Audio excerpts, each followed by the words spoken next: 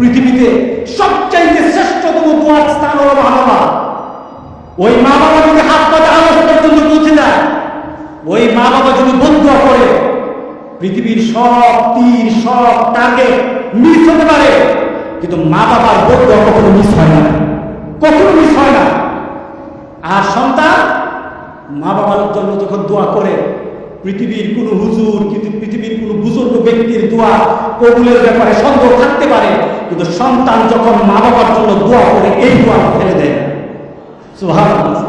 কারণ মা বাবা এই দোয়াটা শিখিয়ে দিয়েছেন আল্লাহ সুবহানাহু ওয়া তাআলা, রব্বিরহামহুমা কামা রাব্বায়ানি সগীরা। আপনি পড়তে থাকবেন, আপনি প্রত্যেকটা নামাজে আপনার সন্তান দোয়া করবে আপনার জন্য, রব্বিরহামহুমা কামা রাব্বায়ানি সগীরা। পড়েন, মা বাবার জন্য দোয়া করেন প্রতি নামাজে বলে মা বাবার জন্য রব্বিরহামহুমা কামা রাব্বায়ানি সগীরা। আপনি দোয়া করেন, দেখবেন আপনার দোয়ার কারণে আপনার সন্তান আপনার জন্য দোয়া করছে। আপনাকে আল্লাহ যদি এমন সুযোগ করে দেয়, এমন কুলাঙ্গার সন্তান যেন আমাদের সন্তানগুলো না বানায়। সবাই আল্লাহুম্মা আমিন।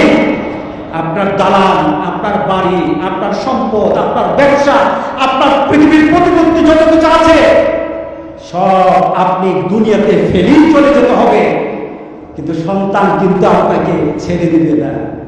সন্তান আপনাকে ছেড়ে দিবে না। ভালো সন্তান রেখে যাবেন, কবরে শুয়ে শুয়ে আপনার সন্তানের